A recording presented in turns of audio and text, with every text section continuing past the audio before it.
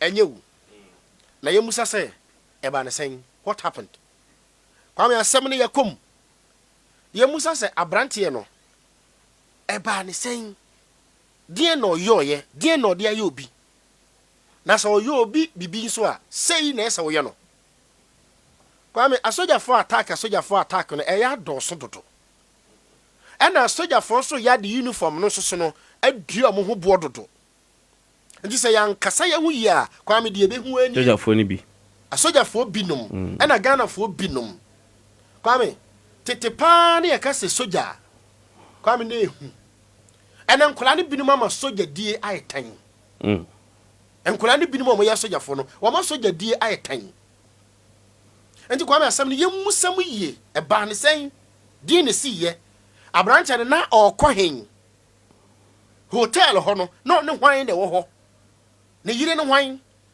na okoye den ono hwan ne koda hotel ho abaya na bia na one ne hye ho no hwan yira hwan pna die ne siye wa Ashaiman ho die ne si dada interaction be na akoso between abranche no ene eye abayo no ene bia de mpena na asa ne nsem bebele na omka kwame asem nsikwa wo asem ensikwa ana kwame the fact that asem asie ma bia se soja ni mpa afoma doesn't mean say esese wo bunukuno o bunakuni sen o bunakuni sesen a man in uniform o bunakuni sesen na wakuno obi ba enu na mehwe SOMPA TV na wo mu yi fie pa branche ni film na ko hwe maame ba bi o ti utum se nyame anim efie nye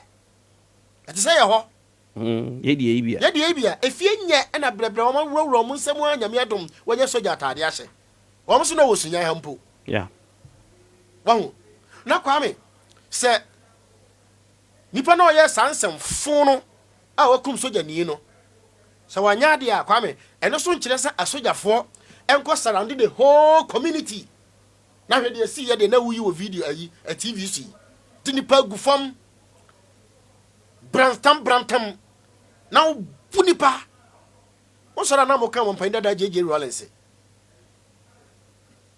ele bi ani na mo bonachi se na otwa ma ene yesi ye wo democratic state democratic dispensation no aya de mra eye adwuma rule of law no kwa me hwede sojafo eye temamuni hwede sojafo eye temamuni awafike fa meto na me hwade ya de nipa gu fam e bu nipa saa na kwa me de ya innocent people kwa me ada na sojafo ada na police for wo na wo mo so ka ho bi kwame asem no wo se wan hwe ne poma subira obeka se bia sei kwame omaya yetimu a IGP say asem bia ebesi wo ba bibia ebeye police investigation no the jurisdiction no police officer no has no locus to talk unless it comes from that place kwame asem wo ya abai enya a soldier for na efre wo mu we call police. And the Ashaiman district police commander should be able to tell us what happened. But IGP say, don't talk. I will talk for you. Meanwhile, IGP was not there. And to Kwame, Omaya will seize the information, informant, any communication channel. No. Kwame, these are some of the things ACCA. Ebi kura Kwame, now an attempt of the CA now biati. But what I say, or free post the penimpa catcher and say, say no tip of say the man yana there Kwame. Say be yempo never do commander ho say be na commander be frɛ no so ni ayi FM for you ya te so msin krofo bi person mta ka pacho pacho Kwame hwe TV so hwe abuso ko Facebook hwe oman Ghana ye wo rule of law na ye wo democratic dispensation hwe de Ghana ni eye no yanko Ghana ni na we wo de kwa kwesiriska wa buruchira gia sa no nka kire look at what they are doing. Remember, said, look at what they're doing. What are they doing? No, because I said, what are they doing? Akwada ya wona ne ma me ya Ghana ni ayakwa wo Norway. Yakwa wo America. Yakwa wo abrochire. Ehunu say wo mo ya de we say, ma, what is this? Is that Africa? Is that your country? Is that Ghana? No, so, no, I will not go to this country. Okay? I will not go. Such a child will not come and invest in Ghana. Such a child will not invest in that. Because when you say, still be say, how will you come? Because, what fast for the union? No, they don't see things like this. No. And the physical abuse, physical assault, it deter them from coming. So what I say, and you also by ye say tam, America bridge mamu, spend a bridge mamu, wa naturalize it, or pursue by investment, or to no video be say, somebody who votes will be a two about human penino. Look at what they're doing to him or her or them. Now, media me bass an investor, Nasa me banam binyam, umbinyamia, and then on the bayame. Ye minute that chick, Kwame, ye minute, we don't think. Now, Kwame, ye can't shaman. Ebi was sunya how.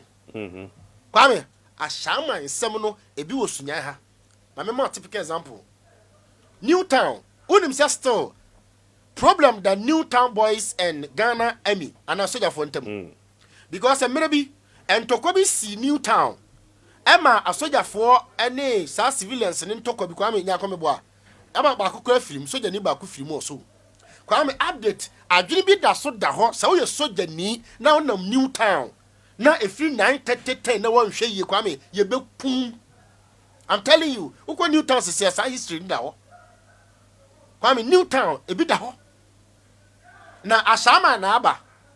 Na instead some penifo do omani ebeko ho no opa ko Ghana asojafo sunyan asojafo abakosemu eda ho ama mere bi wo mo de eye joint team eko Newtown ema mo koye soup bi ewo ho nti ho no between soldiers and civilians ewo Newtown na Kwame diabetes gase no a yebeyi history no a maburu na wo Newtown no ebe touch no e na obehunu sa Ashaiman nya Ashaiman ko e na asojafo any civilians ewo problem.